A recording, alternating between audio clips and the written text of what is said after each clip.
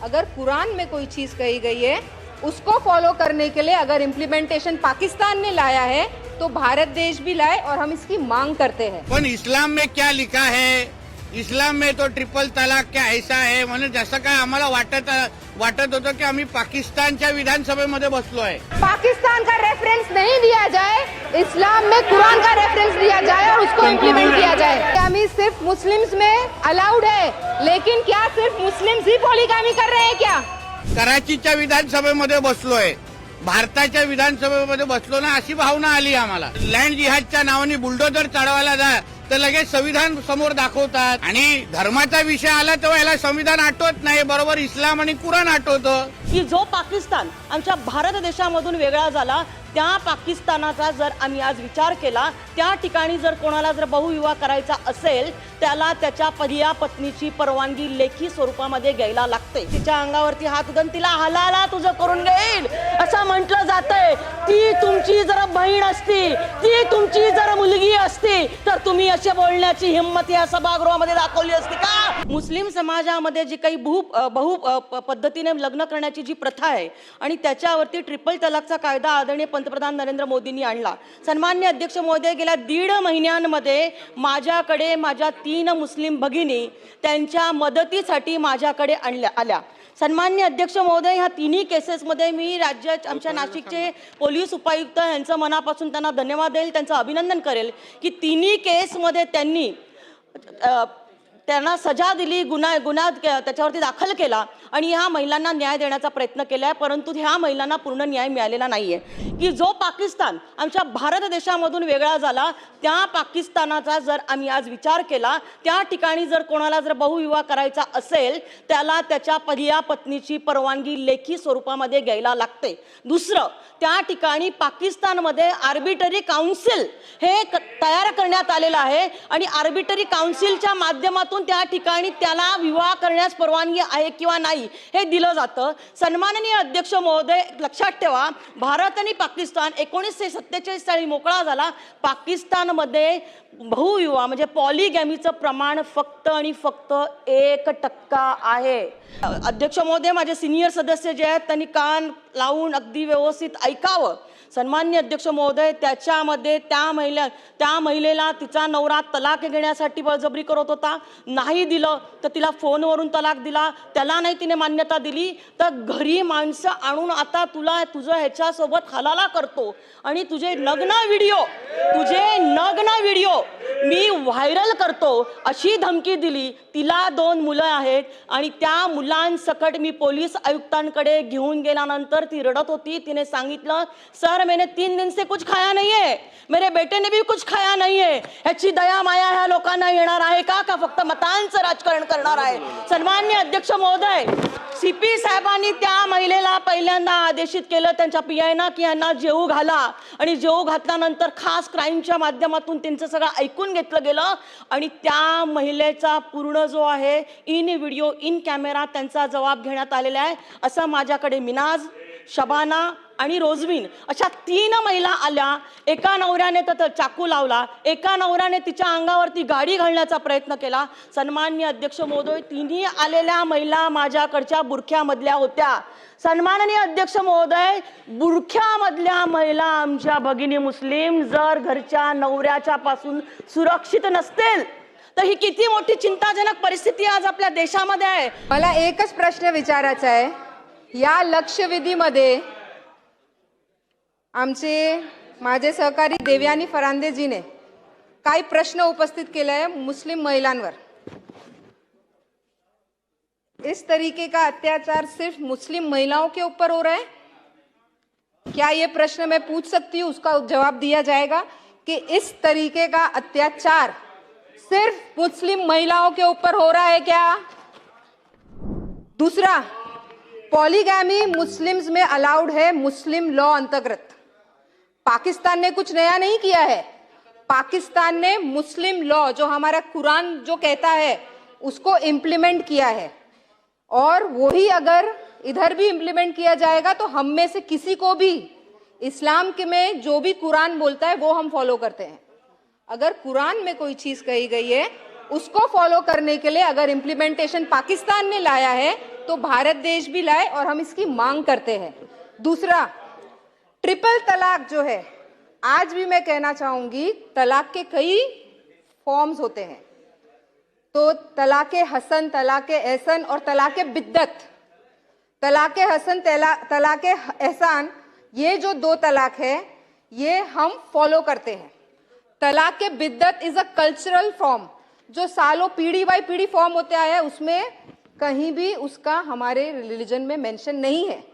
तो जब instant triple तलाक को रद्द किया गया, उसके ऊपर लॉ लाया गया, जो चीज हमारे पास है ही नहीं उसको रद्द किया गया। एक, अगर वो फॉलो हो रहा है, उसके ऊपर लॉ बनाया गया है और उसके अगेंस्ट कोई जा रहा है तो हम उसके ऊपर आवाज नहीं उठाते, हम फॉलो करते हैं।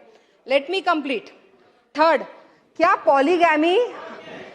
पॉलीगैमी सिर्फ मुस्लिम्स में अलाउड है?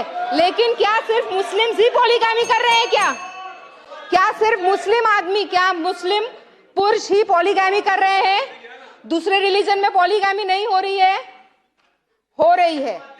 पॉलीगैमी के कोई रूल्स फॉलो होते हैं, अगर उस तरीके से फॉलो हो रहे हैं तो पाकिस्तान का रेफरेंस नहीं दिया जाए, इस्लाम में कुरान का रेफरेंस दिया जाए और उसको इम्प्लीमेंट किया जाए। असं आहे की मुळामध्ये जो विचारलेली जी लक्षवेधी होती, जे आमच्या फरांदे ताई आमदारांनी विचारलेली, मुस्लिम महिलांवर झालेला अत्याचार आणि त्या संबंधित झालेला GR आणि त्याला संबंधित आमचे मंत्री योगेश कदमजी अतिशय समर्पक असं उत्तर देत असताना, या आम्ही जे वारंवार गजवाय हिंद चा मी उल्लेख करतो आम्ही, की जिथे या हिंदू राष्ट्राला इस्लाम राष्ट्र बनवण्याचे जे मनसुबे आहेत त्याचे काही चित्र आज विधिमंडळामध्ये बघायला मिळालं। म्हणजे एका बाजूला जो काही त्या मुस्लिम महिलांना फोनवर बोलून तलाक तलाक तलाक सांगून त्यांचं आयुष्य संपवलं गेलं, त्यांच्यावर अत्याचार झाला, त्यांना न्याय देणं बाजूलाच राहिलं। पण इस्लाम में क्या लिखा है, इस्लाम में तो ट्रिपल तलाक क्या ऐसा है, म्हणजे जसं काय आम्हाला वाटत होतं की आम्ही पाकिस्तानच्या विधानसभेमध्ये बसलोय, कराचीच्या विधानसभेमध्ये बसलोय, भारताच्या विधानसभेमध्ये बसलो ना, अशी भावना आली आम्हाला। म्हणून आम्ही सगळ्या जणांनी आक्षेप घेतला आणि मुळामध्ये जे प्रश्न विचारत होते, ज्यांनी फरांदे ताईंच्या लक्षवेधीवर आक्षेप घेतला, जे आम्हाला इस्लामचे धडे आमच्या हिंदू राष्ट्रामध्ये शिकवत होते, त्यांनी कधीतरी आम्हाला उत्तर द्यावं की त्यांना संविधान महत्वाचं आहे की इस्लाम महत्वाचं आहे की कुराण महत्वाचं आहे। कधीतरी त्यांनी माझ्याबरोबर अशा खुल्या व्यासपीठावर उत्तर दिलं पाहिजे। आणि ज्या समान नागरिक कायद्याचा विरोध हे लोक उल्लेख करतात, ते संविधानामध्ये त्याचा उल्लेख आहे। ह्यांची तुम्ही घरं तोडायला जा, लँड जिहादच्या नावाने बुलडोजर चढवायला जा, तर लगेच संविधान समोर दाखवतात। आणि धर्माचा विषय आला तेव्हा याला संविधान आठवत नाही, बरोबर इस्लाम आणि कुराण आठवतं। म्हणून या सगळ्या गोष्टीवर आक्षेप आम्ही सगळ्या जणांनी घेतला आणि म्हणून हे सगळे जी काय बडबड, कोणाला पाकिस्तानची बाजू घ्यायची असेल आणि इस्लामचे धडे दाखवायचे असतील ना, तर मदरशांनी मस्जिदमध्ये जाऊन शिकवा, विधानसभेमध्ये येऊन या सगळ्याची बाबतीची लेक्चर आम्हाला द्यायचे नाही, ही आमची सगळ्यांची भूमिका आहे। म्हणजे महिला अत्याचार कोणावर झाला, मुस्लिम महिलांवर, तर सरकार मुस्लिम विरोधी कसं झालं? म्हणजे तुम्ही तुमच्या जे जिहाद करणारे तुमच्या समाजामध्ये त्यांना सांगा ना, महिलांवर अत्याचार करू नका, ट्रिपल तलाक देऊ नका, हे सगळं सांगा तुम्ही। म्हणून अबू आझमीला खरंच म्हटलं तर खरंच वेळेत पाकिस्तान पाठवण्याची वेळ आलेली आहे, खुर्ची सकट। नाहीतर त्याला काय आता इथे जास्त इथे ठेवून इथे तो घाण करल्याशिवाय दुसरं काय करणार नाही। असं आहे की जेव्हा धर्माचा जेव्हा विषय येतो ना, तेव्हा राजकारण, पक्षाचा झेंडा, आम्ही कुठल्या पक्षाचे कार्यकर्ते आहोत, कुठल्या महायुतीमध्ये, हे कुठलंच कोण मोजणार नाही। आमच्यासाठी आमच्या धर्माची अस्मिता महत्वाची। धर्मावर कोणी अगर आघात केला, कोणी अंगावर आलं, तर आम्ही बीजेपी, काँग्रेस, शिवसेनाचे कार्यकर्ते नंतर पहिलं हिंदू म्हणून त्या लोकांना चोख उत्तर देणे ही आमची जबाबदारी आहे। आणि म्हणून कोणी अगर इथे येऊन आमच्या हिंदू धर्माची बदनामी करत असेल तर त्यांनी राजीनामे देऊन डायरेक्ट पाकिस्तानात निघून जावं. ट्रिपल तलाक जे फोनवरतून कुठेही उभं राहून रेल्वे स्टेशनवरून घरातून इकडून तिकडून अशा पद्धतीने तलाक म्हणून जो तलाक देण्याचा विषय होता त्याला पूर्णतः बंदी आणली. आणि त्याच्यामध्ये मुस्लिम महिलांच्या संरक्षणाच्या दृष्टिकोनातून मोदीजीने अत्यंत महत्त्वाचे निर्णय घेतले की त्यांना पोटगी मिळायला पाहिजे, त्या मुलांच्या संगोपनाची व्यवस्था व्हायला पाहिजे. ते देखील त्या मुस्लिम मॅरेज ॲक्टमध्ये ती सुधारणा करण्यात आलेली आहे 2019च्या कायद्याप्रमाणे. परंतु आज जर आपण बघितलं की त्याची पाहिजे तशी काटेकोर पद्धतीने अंमलबजावणी होताना दिसत नाहीये, किंवा ह्या समाजातल्या महिला ह्या घाबरतात आणि त्या बाहेर यायला घाबरतात, त्या पोलीस स्टेशनला जायला घाबरतात किंवा त्या जाऊ शकत नाही तिथपर्यंत, आणि त्यामुळे त्यांच्यावरती अन्याय खूप मोठ्या प्रमाणामध्ये होतोय. पण गेल्या 1.5 महिन्यामध्ये माझ्याकडे अशा 3 महिला आल्या आणि त्याच्यामध्ये तर एक केस इतकी गंभीर होती की तिच्या नवऱ्याने तिला तलाकसाठीच तिला त्रास दिलाच, परंतु तू जर मला तलाक दिला नाही तर अमुख्या लोकांसोबत मी तुझं हलाला करून टाकेल, तुला जीवे मारेल, अशा पद्धतीने तिला धमक्या देणं. आणि तिचं घराचं भाडं जे आहे तिला घरातून काढून टाकलेलं आहे, ज्या घरात ती राहत होती तिथं तो बाहेर पडला आहे, त्याचं घराचं भाडा हप्ता जो आहे तो आज थकलाय, तिच्या मुलांची फी जी आहे शाळांमधली ती थकलेली आहे. म्हणजेच प्रश्न निर्माण होत आहेत त्यांच्या संगोपनाचे, त्यांच्या शिक्षणाचे, त्यांच्या आरोग्याचे, आणि ह्याच्यातनं सोशिओ इकॉनॉमिक ज्याला आपण म्हणतो ग्रोथ, ह्याच्यावरती खूप मोठ्या प्रमाणामध्ये परिणाम होतोय. परंतु मी तर पुढे जाऊन म्हणेल की ह्या विषयावरती मुस्लिम समाजाचे धुरीण जे आहेत त्यांनी पुढे जाऊन, पूर्वी का पॉलिगेमी असायची युद्धजनक परिस्थिती असताना, आणि आत्ताची परिस्थिती काय, हा कल्चरचा हा भाग आहे आणि त्याच्यावरती सर्वांनी बोलायला पाहिजे, सर्वांनी त्याच्यावरती लढायला पाहिजे.